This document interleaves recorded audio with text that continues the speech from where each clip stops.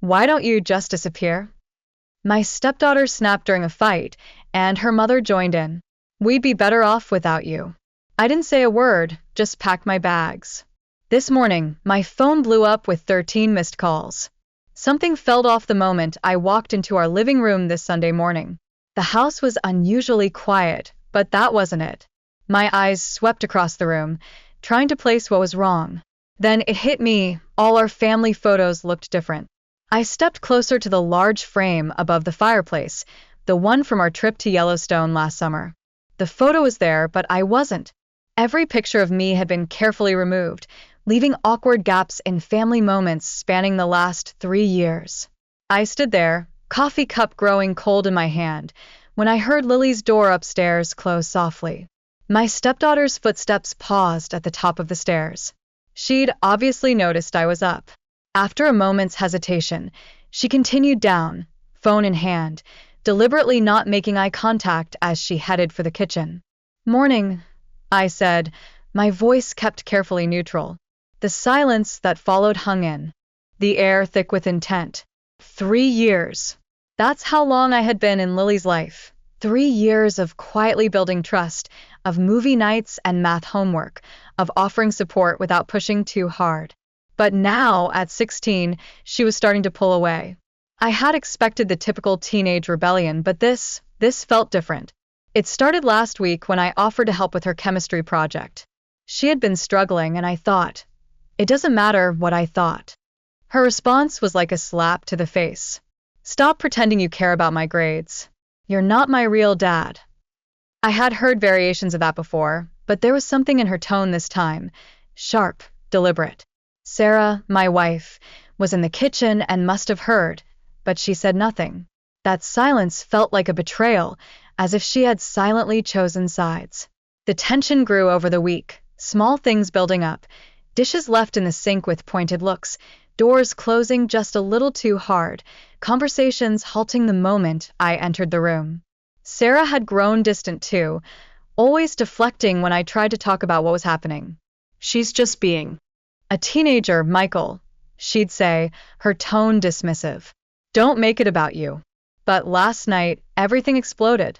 Lily had been texting during dinner, against our usual rules. When I gently reminded her, she threw her phone down with an exasperated sigh. "God, why are you always policing everything I do? Why can't you just leave me alone?" "Lily," I began, trying to keep my voice steady. "I'm just trying to what? Play dad? I already have one." She stood up, chair scraping against the floor. "Why don't you just disappear? Nobody asked you to try so hard. It's pathetic." I turned off my phone and took a sleeping pill from the emergency stash in my travel kit. This morning, I woke up to sunlight streaming through unfamiliar curtains, its warmth almost mocking in contrast to the cold emptiness I felt. When I finally turned on my phone, it exploded with notifications: 13 missed calls, 8 from Sarah, 3 from Lily, 2 from Emily, my sister. There were 27 text messages and 4 voicemails. I hadn't listened to any of them yet. I sat in Daniel's guest room, watching the morning traffic below. The silence in the room seemed to reflect the silence inside me. I thought about those empty spaces in our family photos, wondering if they'd always been there, and I just refused to see them. My phone buzzed again.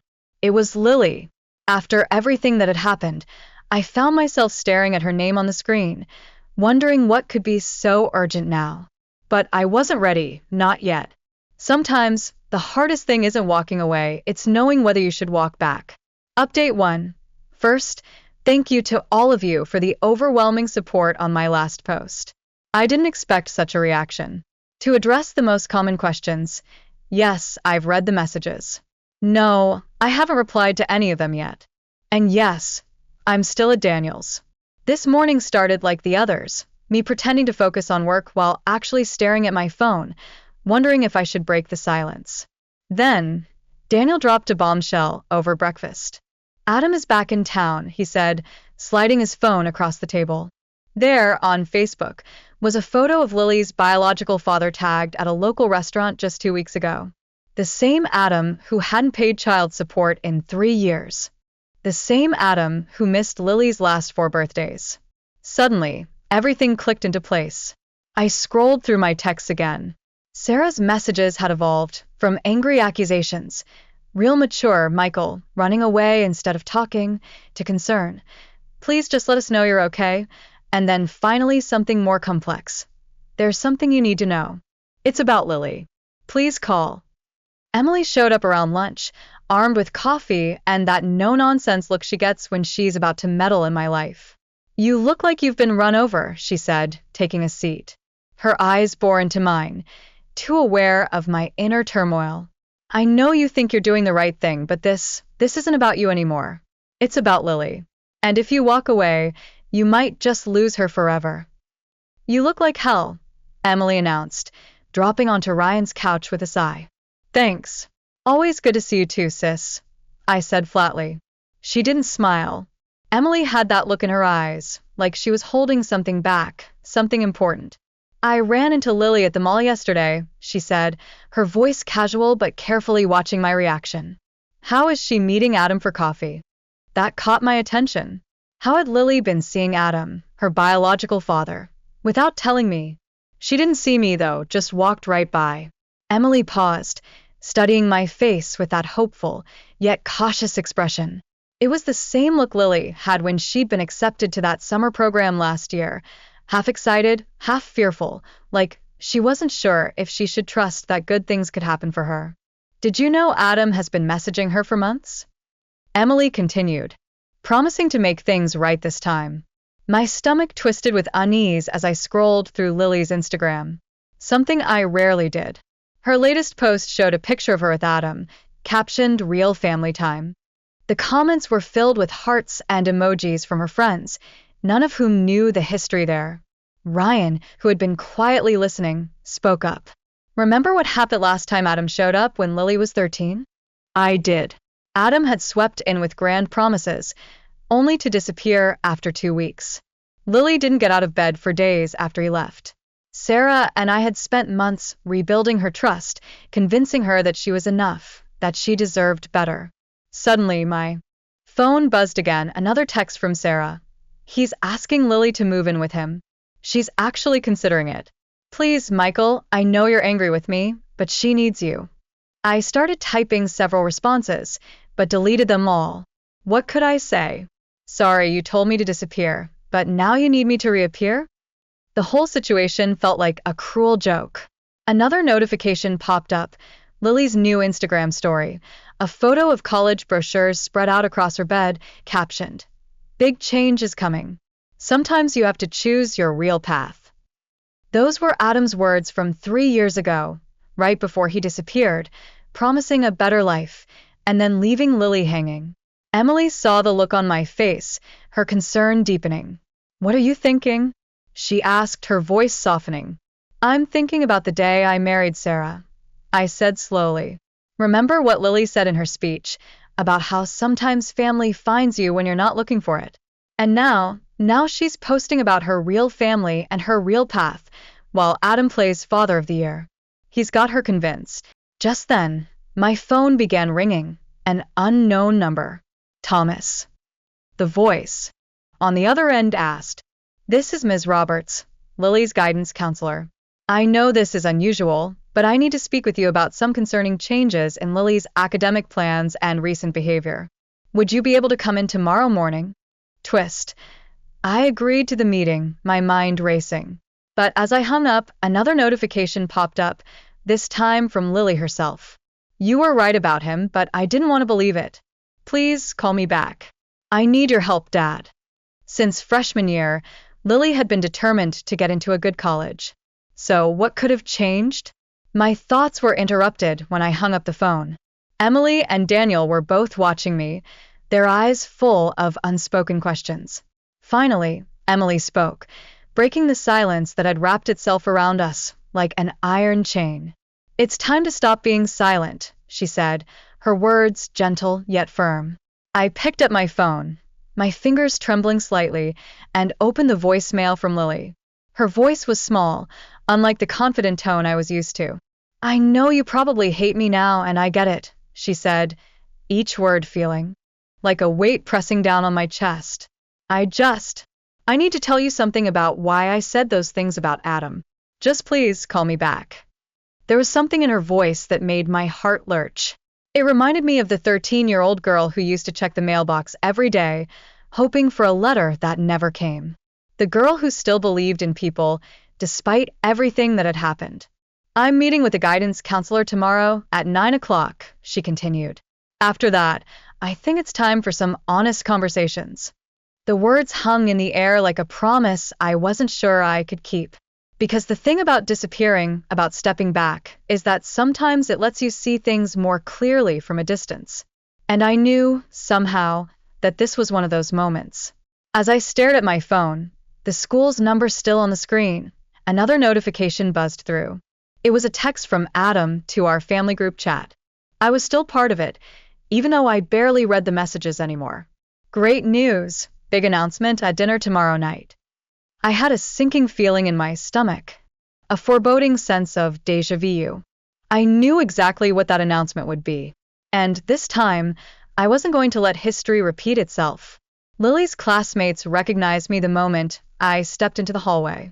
Their quick glances and whispered words felt like sharp needles, pricking at the surface of my calm. Rumors about my absence had already begun to circulate, painting a picture I wasn't sure I recognized. As I sat down in Ms. Roberts' office, she wasted no time. Her voice was a steady stream, carefully measured, yet it carried the weight of an unexpected truth. Lily submitted paperwork yesterday to withdraw from her advanced placement classes, Ms. Roberts said, sliding a form across her desk. She's also dropping French club and student council. The words hit me like a punch to the gut. These were the very programs Lily had fought so hard to get into, extracurriculars she'd poured hours into, counting on them to strengthen her college applications. My chest tightened, my breath caught somewhere between disbelief and a rising tide of dread. Why? I managed to ask, my voice shaking slightly. She's transferring schools next semester, Ms. Roberts continued, her eyes meeting mine. She didn't give a reason, but her voice trailed off as she glanced at her notes, almost as though she were hesitating to reveal something more. I waited, the air between us thick with anticipation. There's more, Ms. Roberts added, her voice quiet now, as if the weight of her words might break something. Last week, Lily asked me to send her transcripts to 3 different schools, all in California. The pieces fell into place like tumbling bricks, each one a heavier weight on my chest. My heart raced. I pulled out my phone, my hands suddenly clammy, and showed Ms. Roberts the text from Adam, his big announcement. Let me guess, I said, my voice almost a whisper. He's opening a new business out there, isn't he?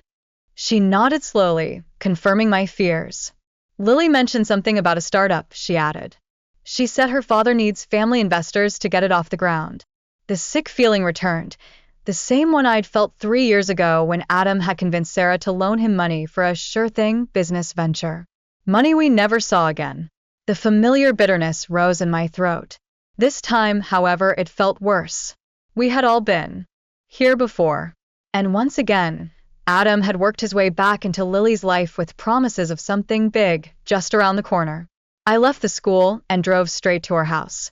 Sarah's car was parked in the driveway, and through the window, I could see her pacing, phone pressed to her ear. My heart sank. She spotted me before I could even knock and rushed to open the door, her face pale, tight with concern. He asked her for money, she said before I could speak. Her college fund. The words hung in the air, heavy and cold. He's been filling her head with promises about this tech startup, Sarah continued, her voice trembling. He told her that if she invests now, she'll make enough to pay for any college she wants. My heart dropped further. Where is she? I asked, my voice barely a whisper. Coffee with Adam again, she replied, her voice tight with frustration and fear. Sarah's voice cracked, the rawness of it hanging in the air. I tried telling her it's a scam, I said, the words thick with frustration.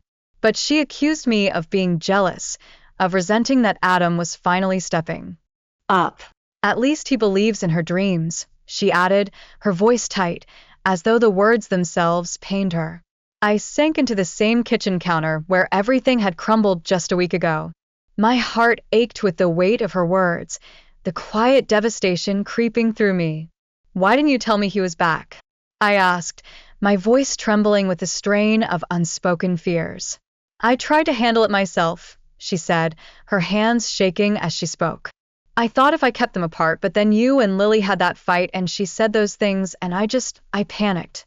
I sided with her because I was afraid if I didn't, she'd choose him completely." Before I could respond, the front door creaked open and Lily stepped inside, her face etched with an unsettling coolness.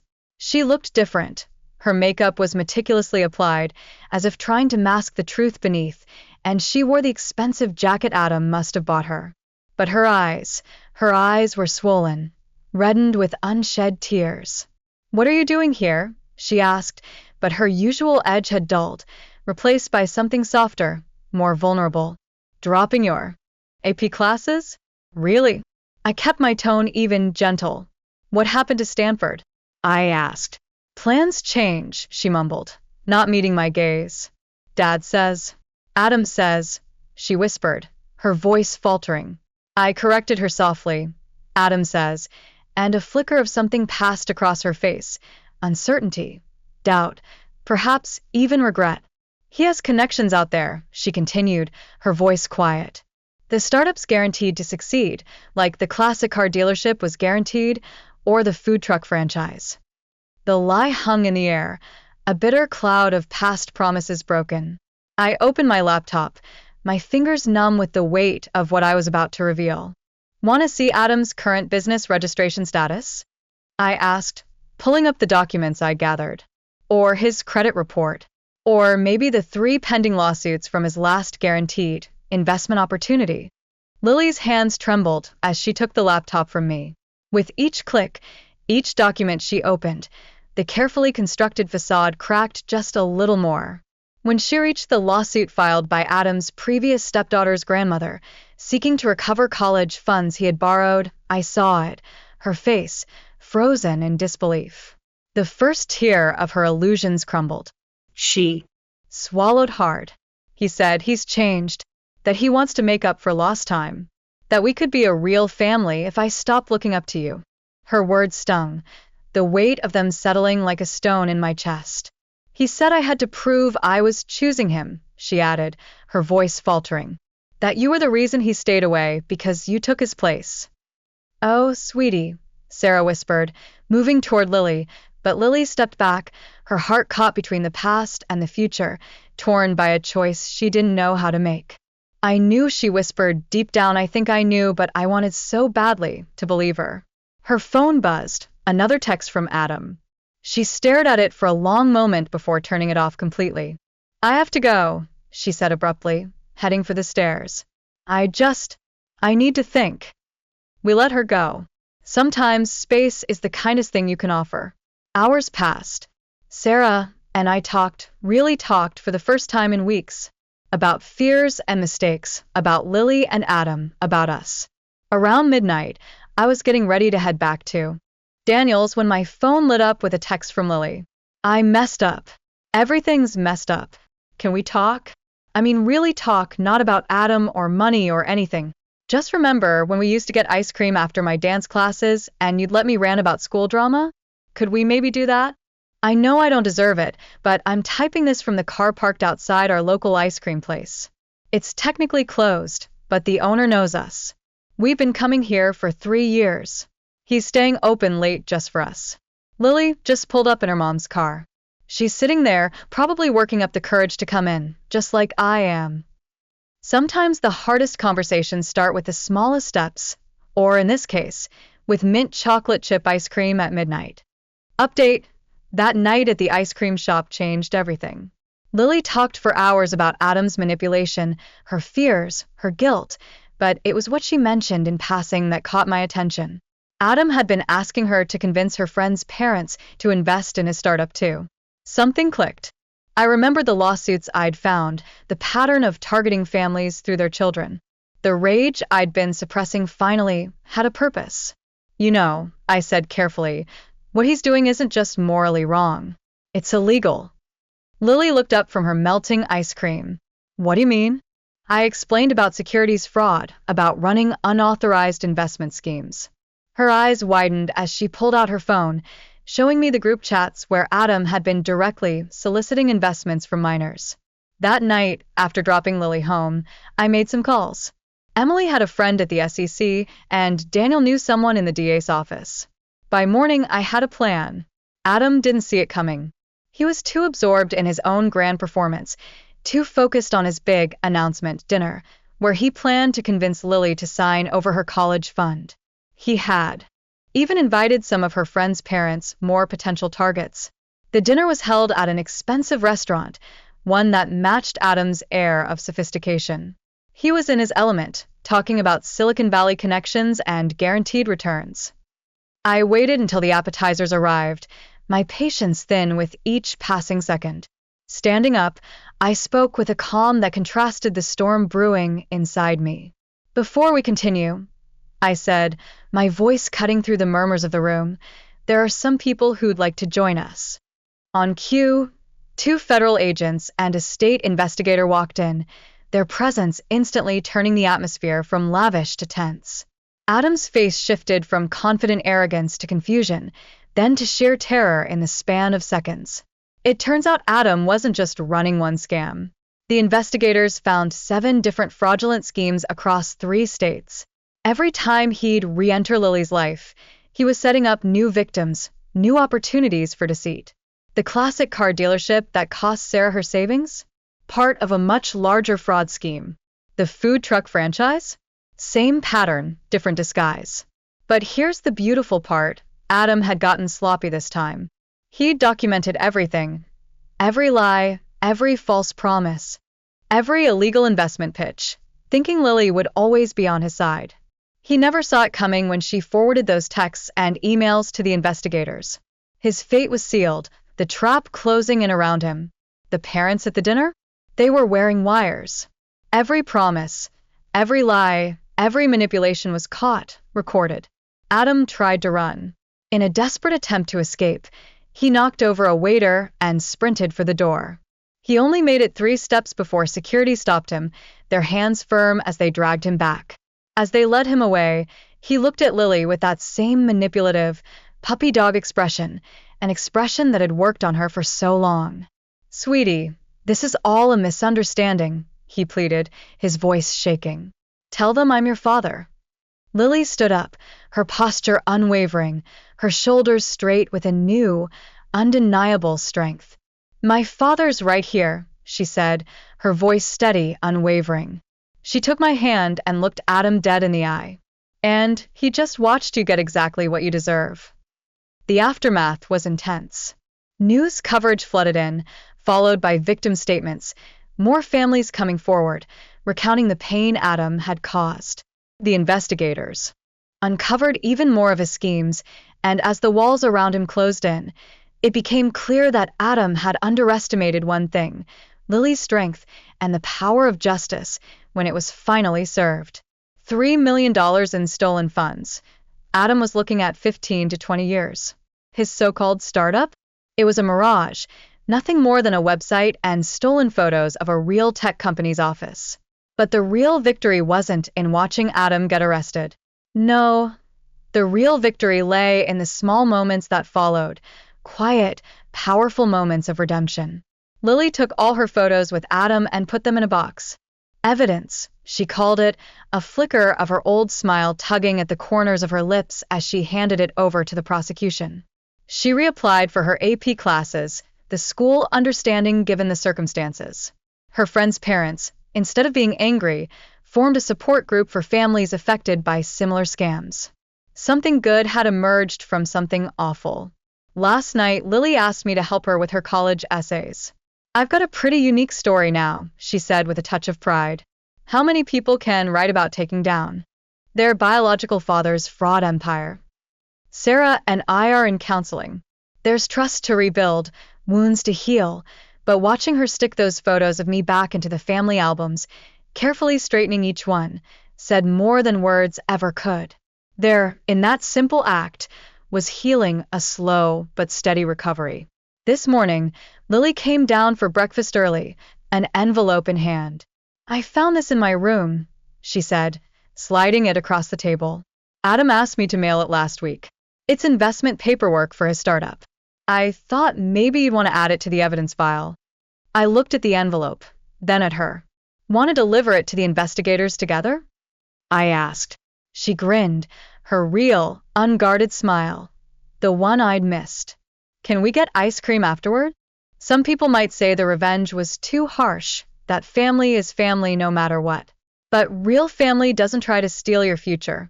Real family protects you, even if that means protecting you from other family. Adam's sentencing is next month. Lily is planning to read a victim impact statement. She's been working on it for weeks, revising each word with the precision of an artist, shaping her pain into something stronger. Yesterday, she asked me to look it over. "It needs a good ending," she said, her voice firm but thoughtful. "Something that shows I'm not just his victim anymore." I think she's already found that ending. It's in the way she holds her head up now, how her eyes shine with a quiet strength, and how she's helping other kids spot similar scams. It's in the college brochures back on her desk, each one representing her real path. Not the one Adam tried to sell her, but the one she's carving out for herself, step by steady step. Sometimes, moving forward means making sure the pain of the past can't hurt anyone else. And sometimes, the best revenge isn't just watching someone face the consequences, it's thriving despite them. It's finding the joy in life that they tried to steal and living it fully. Tonight, we're having a family dinner. Just the three of us. Lily is making her famous pasta sauce, the one she learned to perfect while watching cooking videos with me during lockdown. Normal. Boring. Wonderful. Family stuff. The kind of stuff Adam will have plenty of time to think about.